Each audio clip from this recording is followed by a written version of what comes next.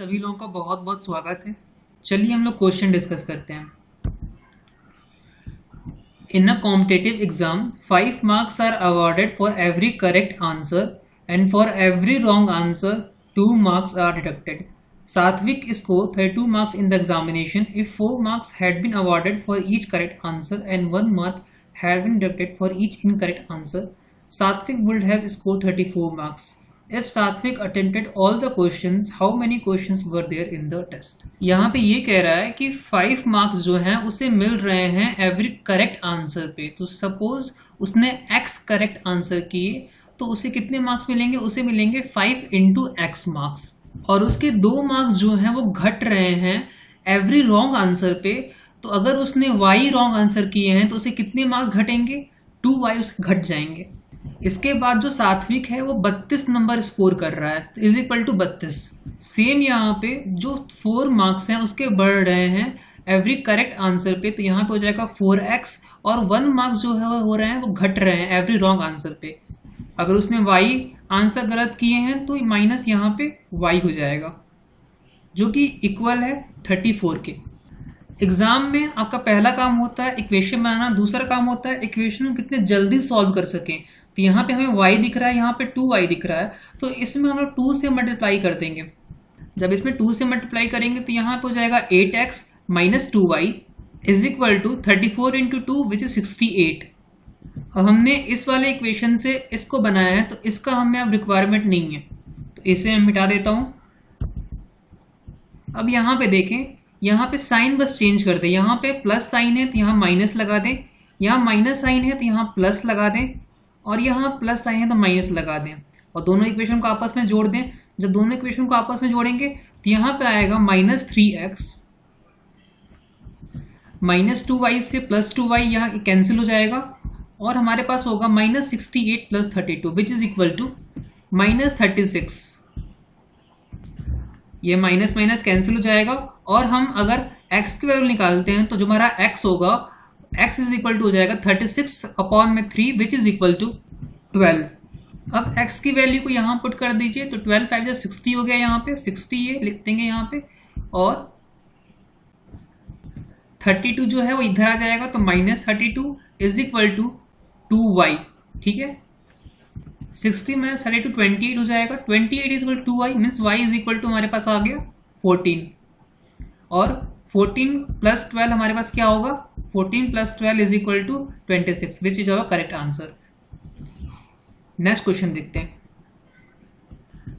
N item was sold at a profit of 12% after giving a discount of 12.5% on the list price. What will be the gain or loss percentage if a discount of 25% is given on the list price? इस question को solve करने से पहले आप इस 3 चीजों को समझो. पहले कॉस्ट प्राइस क्या होता है, सेलिंग प्राइस क्या होता है और लिस्ट प्राइस क्या होता है. जो कॉस्ट प्राइस होता है वो एक्चुअल कॉस्ट होता है किसी भी आइटम को बनाने के लिए. जो लिस्ट प्राइस होता है वो टैग्ड प्राइस होता है. आप कपड़े के शॉप में जाते हो तो जो टैग्ड प्राइस होता है उसको बोलते हैं लिस्ट प्राइस, मतलब वो वहां पे टैग किया गया है. और सेलिंग प्राइस जो होता है एक्चुअल वो ऐसा प्राइस होता है जिस प्राइस पे दुकानदार किस सामान को बेचता है.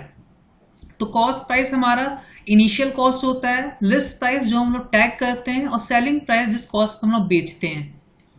अगर अब भी समझ में नहीं आया तो आप दुकान पे जाते हो, आप पूछते हो किसी दाम का प्राइस, तो आपको कुछ दाम बताता है, दैट्स कॉल्ड लिस्ट प्राइस. पर आपको किसी और दाम पे बेचता है, दैट्स कॉल्ड सेलिंग प्राइस, और एक्चुअल में उसका दाम कुछ और होता है, that's called cost price.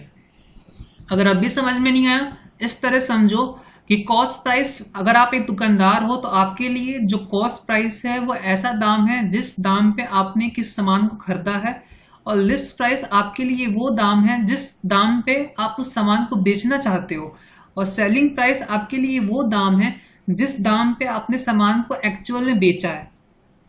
Hope आपको समझ में आ गया होगा तीनों में डिफरेंस. अब क्वेश्चन को देखते हैं. क्वेश्चन में क्या कह रहा है कि an item was sold at a profit of 12% after giving a discount of 12.5% on the list price. मतलब हमारा सेलिंग प्राइस है वो 12% ज्यादा है कॉस्ट प्राइस से. अगर कॉस्ट प्राइस हमारा 100 है तो यहाँ पे क्या कह रहा है कि an item was sold at a profit of 12%, मतलब जो हमारा सेलिंग प्राइस होगा वो हमारा होगा 120, सॉरी 112 बिकॉज यहाँ पे 12% है और 100 + 12 is equal to 112. Okay, this is selling price. अब क्वेश्चन ये कह रहा है कि जो ये सेलिंग प्राइस है ये हमें तब मिला है जब हमने 12.5% डिस्काउंट दिया है लिस्ट प्राइस पे. मतलब जो वहाँ पे टैग्ड प्राइस है उस पे हमने 12.5% डिस्काउंट दिया है, तब जाके हमें सेलिंग प्राइस मिला है. तो जो ये सेलिंग प्राइस होगा वो हमारा होगा 87.5% ऑफ लिस्ट प्राइस. बिकॉज अगर लिस्ट प्राइस अगर 100 है तो उसमें हम लोगों ने 12.5% का डिस्काउंट दिया, मतलब 87.5% ऑफ लिस्ट प्राइस, तब हमें जाकर के सेलिंग प्राइस मिला. ठीक है, अब हमारा लिस्ट प्राइस क्या हो जाएगा? जो लिस्ट प्राइस होगा वो हमारा हो जाएगा 112 अपॉन में 87.5, जिसको आप सॉल्व करोगे तो आपको वैल्यू आएगी, वो आएगी 128. अब क्या कह रहा है क्वेश्चन में ये कह रहा है कि what would be the gain or loss percent if a discount of 25% is given on the list price. तो हमारे पास लिस्ट प्राइस 128 है, इस पे हमें 25% डिस्काउंट दे रहे हैं. इसका मतलब 0.25 इंटू 128, मतलब 128 का 25% निकालने के लिए 0.25 into 128 which is equal to 32 and 128 minus 32 which is equal to 96. अब क्वेश्चन में तो ये पूछ रहा है कि गेन और लॉस परसेंट क्या है. तब कॉस्ट प्राइस को आप देखो 100 रुपए है और हमें सबसे आखिरी में 96 मिल रहा है, तो मतलब हमें 4% का लॉस हुआ. ओके, चलो नेक्स्ट क्वेश्चन मूव करते हैं. अगला क्वेश्चन है 96 men were engaged for a project of constructing a railway track of the length of 18 km in 4 weeks. After 1 week, it was observed that the work of 4 km was completed. How many additional men should be engaged for timely completion of the project? देखो भाई, ऐसे question को solve अगर करना है तो question को पहले आपको अच्छे से पढ़ना पड़ेगा. माना उस समय प्रेशर रहता है आपके माइंड में, आप क्वेश्चन को पढ़ नहीं पाते हो, पर आपको अच्छे से पढ़ना पड़ेगा. यहाँ पे इसने बोला है कि 96 मैन जो हैं वो या उनको 18 किलोमीटर ऑफ रेलवे ट्रैक को कंस्ट्रक्ट करना है 4 वीक्स में. ऐसा उन्होंने प्रोजेक्ट लिया है, ऐसा एक्चुअल में कर नहीं रहे हैं वो, ऐसा उनका प्रोजेक्ट है. प्रोजेक्ट क्या कहता है? प्रोजेक्ट हमसे ये बोलता है कि हमें 4 वीक्स में 18 किलोमीटर खत्म करना है और उसके लिए हम 96 मैन को इन्वॉल्व कर रहे हैं उसमें. बट यहाँ पे एक्चुअलिटी यहाँ पे आ रही है. एक्चुअलिटी यहाँ पे क्या कह रहा है? After 1 week it was observe that work of 4 kilometre was completed. मतलब जो ये 96 मैन है ये 1 वीक में केवल और केवल जो है वो 4 किलोमीटर ही कंप्लीट कर पा रहे हैं. तो अगर उन्हें 18 किलोमीटर कंप्लीट भी करना होगा तो एक्चुअल में कितना वीक लग जाएगा? तो एक्चुअल में लग जाएगा 1 अपॉन में 4 into 18 means 18/4 which is equal to 4 1/2 week. Because 18/4, 4 4 is 16 and 2 0 which is 4 5 is 20 which is 4 1/2. तो एक्चुअल में जो सिचुएशन है वो ये है कि हमें एक्चुअल में 4 1/2 वीक्स लगेंगे. बट यहाँ पे 1 वीक तो पास हो चुके हैं, तो मतलब हमारे पास कितने वीक बचे हैं? हमारे पास बचे जो हैं वो हैं 3 1/2 वीक. और हमारे पास आदमी कितने हैं? हमारे पास आदमी जो हैं वो 96 हैं. 96 हमारे पास लोग इंसान मैन हैं जो कि काम करेंगे 3 1/2 वीक्स, तब जाके काम खत्म होगा. बट एक्चुअल में क्या सिनेरियो है? सिनेरियो ये कहता है कि 4 वीक्स में कंप्लीट करना है. जैसे 1 वीक बीत चुके हैं तो एक्चुअल में प्रोजेक्ट के अनुसार 3 वीक में हमें पूरा का पूरा काम खत्म करना है. पर यहाँ पे 3 1/2 वीक लग रहा है 96 मैन को, तो 3 वीक लगेंगे कितने मैन को? तो 3 वीक इंटू यहाँ पे x. तो ये हमारा इक्वेशन बन गया. अब हमें यहाँ पे x की वैल्यू केवल फाइंड करनी है. अगर मैं इसको अच्छे से लिखूँ इस सब मिटा करके, तो देखो भाई यहाँ पे एक्चुअल में 96 मैन हैं, उनको ख़त्म करने के लिए 3 1/2 वीक्स लगेंगे. बट हमें प्रोजेक्ट के अनुसार हमें 3 वीक्स में काम खत्म करने हैं, तो हमें कितने इंसान लगेंगे? तो यहाँ पे x की वैल्यू जो हो जाएगी 96 इंटू 3 1/2 अपॉन में 3, जिसको आप सॉल्व करोगे तो आपको यहाँ पे 112 आएगा. अब ये जो 112 है ये 96 से कितना ज़्यादा है? तो 112 माइनस 96 आप करोगे यहाँ पे तो आपको जो आंसर मिलेगा वो मिलेगा 16, which is our correct answer. चलो अब नेक्स्ट क्वेश्चन मूव करते हैं। नेक्स्ट क्वेश्चन हमारे पास है what is the mean deviation of the data this. तो हमें सबको पता है मीन जो होता है वो सारे नंबर का सम अपॉन में जितने नंबर हैं वो होता है। जो हमारा मीन की वैल्यू होती है, जो मीन होता है वो summation of all the number upon जितने नंबर हैं वो होता है। तो यहाँ पे summation of all the number क्या होगा, आप इन सबको फटाक से जोड़ो। अगर आप इन सबको जोड़ोगे तो आपको यहाँ पे 200 मिलेगा, ठीक है। और आप अगर काउंट करोगे कि कितने लोग हैं, कितने नंबर हैं यहाँ पे, तो 1 2 3 4 5 6 7 8 9 10 नंबर हैं। तो हमारा जो एक्चुअल में जो मीन हमारा यहाँ पे निकल के आता है वो यहाँ पे निकल के आएगा 20, क्योंकि 0 से 0 यहाँ पे कैंसिल हो जाएगा, तो जो मीन है 20। पर यहाँ पे क्वेश्चन ये पूछ रहा है कि मीन डेविएशन क्या होगा। अब जो मीन डेविएशन होता है वो ऐसा होता है इसमें कि जो ये मीन है, इस मीन से हम सारे नंबर को सब्ट्रैक्ट करेंगे। तो हमारे पास मीन 20 है, 20 माइनस 8 हमारे पास क्या आएगा, 20 माइनस 8 हमारे पास आएगा 12। फिर 20 माइनस 9 हमारे पास क्या आएगा, which is equal to 11। 20 minus 12 हमारे पास क्या आएगा, 20 माइनस 12 इज इक्वल टू हमारे पास 8 आएगा। फिर 20 माइनस 15 क्या आएगा, 20 माइनस 15 हमारे पास आएगा 5। सिमिलरली हम इस तरह सबको सब्ट्रैक्ट करेंगे और सबको लिखेंगे। अब अगर हम यहाँ पे आ जाएं तो 20 माइनस 24 हमारे पास -4 होता है, पर हमें यहाँ पे मीन डेविएशन निकालना है, हमें डेविएट कितना हो रहा है। तो उसलिए हम यहाँ पे माइनस को इग्नोर करके यहाँ पे हम लोग +4 ही लगाएंगे। उस तरह से 30 माइनस 20 क्या होगा, 10, क्योंकि हमें डेविएशन फाइंड करना है। उस तरह से 32 माइनस 20 कितना होगा, 12। एंड लास्ट में हमारे पास आएगा 34 minus 20 which is nothing, which is equal to 40। जब आप इन सबको जोड़ोगे ना तो आपको यहाँ पे आएगा 80। और पूरे नंबर कितने हैं हमारे पास, पूरे नंबर हमारे पास 10 है, तो 80/10 हमारे पास क्या हो जाएगा, which is nothing, which is equal to 8 आएगा, विच इज इक्वल टू 8। चलो नेक्स्ट क्वेश्चन मूव करते हैं।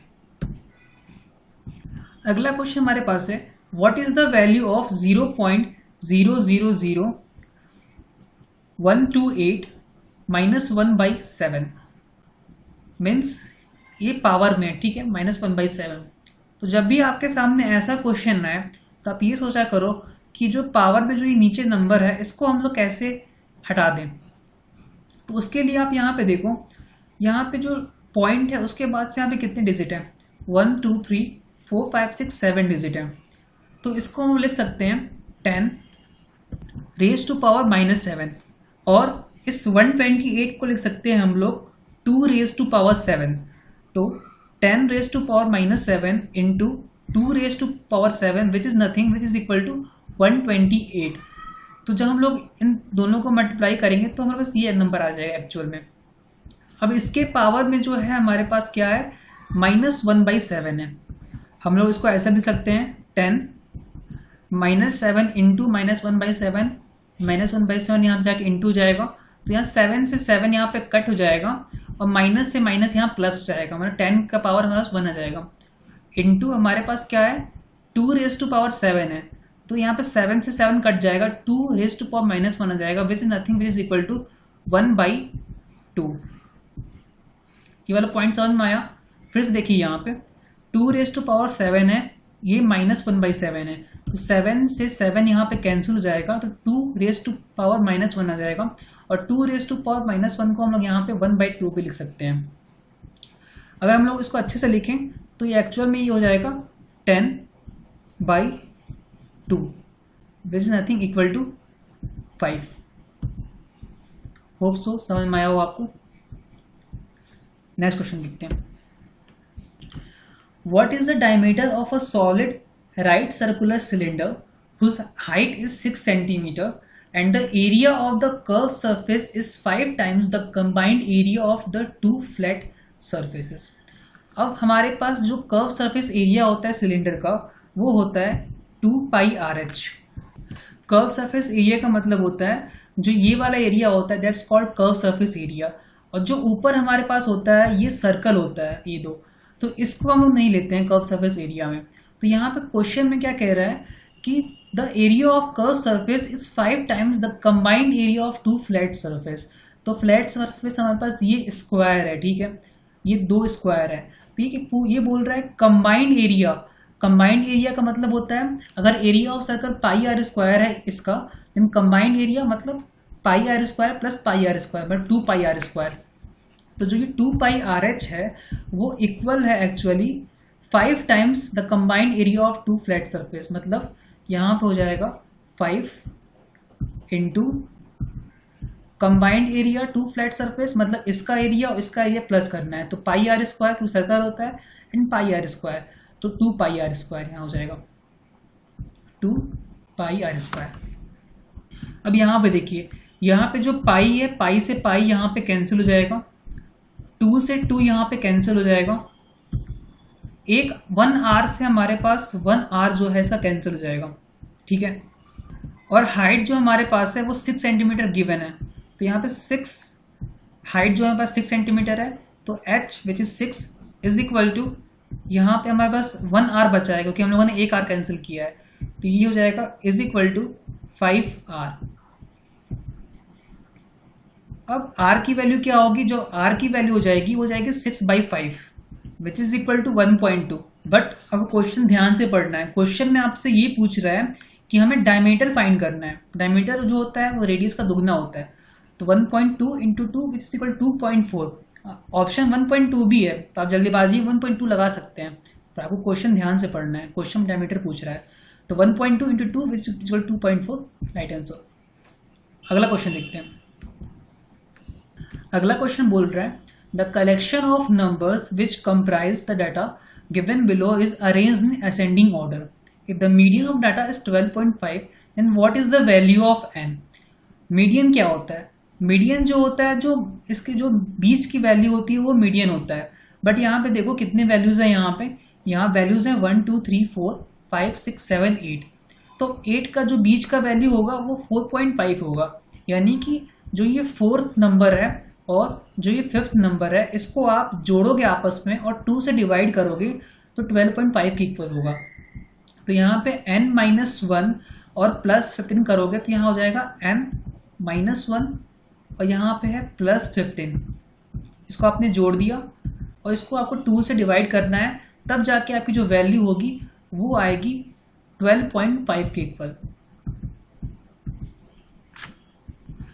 -1 प्लस 15 यानी n+14। तो यहाँ पे जो n+14 हो जाएगा वो इक्वल टू हो जाएगा 2 इंटू 12.5। 12 जो 24 होता है and 0.5 into 2 which is equal to 1। 24 plus 1 which is equal 25। तो जो n की वैल्यू होगी 25 minus 14 which is equal to 11 which is our answer. Hopes आपको समझ में आया हो। नेक्स्ट क्वेश्चन देखते हैं। यहाँ पे क्वेश्चन कह रहा है after purchasing 2 copies of the same book. Question ध्यान से पढ़ना है। ऑफ द सेम बुक का मतलब है उसका प्राइस जो है सेम होगा। अब खरीदने के बाद से जो x क्या कर रहा है, x sold them respectively at 0.8 and 1.4 times their cost price. What was the percentage gain earned or loss incurred by x। Suppose उसने जो x ने 100 रुपए में एक बुक खरीदी। अब दोनों कॉस्ट प्राइस जो है सेम होगा क्योंकि दोनों बुक जो है वो सेम है, वो सेम कॉपीज ऑफ बुक है। तो दोनों बुक का जो कॉस्ट प्राइस हो गया वो 100 एंड 100 हो गया, मीन्स 100 एंड 100 हो गया। अब खरीदने के बाद से उसको जो बेच रहा है वो 0.8 ऑफ 100 यानी 100 रुपए है, इसका 0.8 क्या होगा 80 हो जाएगा। और दूसरे बुक को जो बेच रहा है वो 1.4 टाइम्स, तो इसका 1.4 टाइम्स क्या होगा 140 हो जाएगा। 1.4 into 100 1.4 into 100 which is equal to 140। इसमें आप 1.4 का जब इंटू करेंगे तो ये 140 के इक्वल आ जाएगा। अब पूछ रहा है what was the percentage gain earned or loss incurred by 100x incurred by x। तो अगर एक्चुअल में देखा जाए तो एक्चुअल में उसने कितना खर्च किया, उसने एक्चुअल में 2 कॉपी खरीदी थी तो एक्चुअल में उसने 200 रुपए खर्च किए, पर वो बेच कितने में रहा है 80 रुपये में और 140 रुपये में बेच रहा है, तो 80 + 140 कितना हो जाएगा? 220। उसने बेचा 220 में और खरीदा कितने में था? 100 रुपये में। तो अगर हम लोग इसका निकालेंगे तो 20 जो होगा 220 - 20, तो 220 यहाँ पे कर दीजिए, 220 - 200 अपॉन में 200 which is equal to nothing, which is 20/200,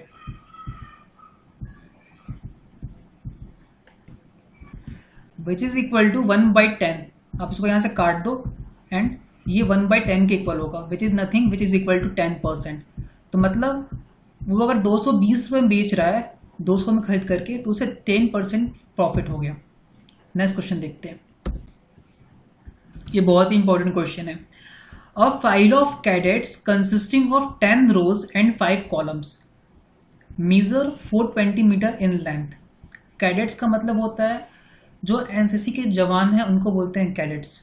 तो वो 10 रोज में है, मतलब ये पहला रो है, दूसरा, तीसरा, चौथा, पांचवा, छठवां, सातवां, इस तरह 10 रो में है और 5 कॉलम में है वो, जो कि लेंथ जो उनकी है वो है 420 मीटर। क्वेश्चन को समझना बहुत जरूरी है। In length along the direction of their marching, अगर वो इस डायरेक्शन में मार्च कर रहे हैं तो इनकी लेंथ जो है 420 मीटर है। एक्चुअल में लेंथ 420 मीटर है, बट ये इस डायरेक्शन में मार्च कर रहे हैं। किसी डायरेक्शन में मार्च कर सकते हैं, मैंने माना इस डायरेक्शन में मार्च कर रहे हैं। How much time in hours and minute would it take to march for a stretch of 3 kilometre.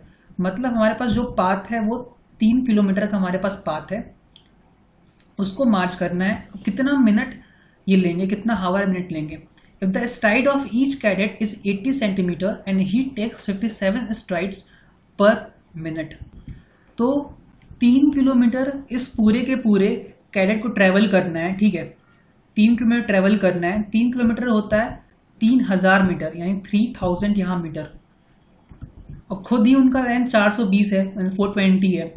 तो जो आखिरी वाला जो कैडेट होगा उसको कितना ट्रेवल करना पड़ेगा, मतलब कि अगर ये कैडेट पूरा का पूरा है तो जब तक आखिरी वाला पास नहीं कर जाएगा तब तक हम लोग पूरे कैडेट को पास नहीं मानेंगे। तो अगर हम लोग आखिरी वाले से लेके जोड़ें तो इस पूरे के पूरे को 420 + 3000 ट्रेवल करना है, यानी कि एक्चुअल में इसे ट्रेवल करना है वो है 3420 मीटर।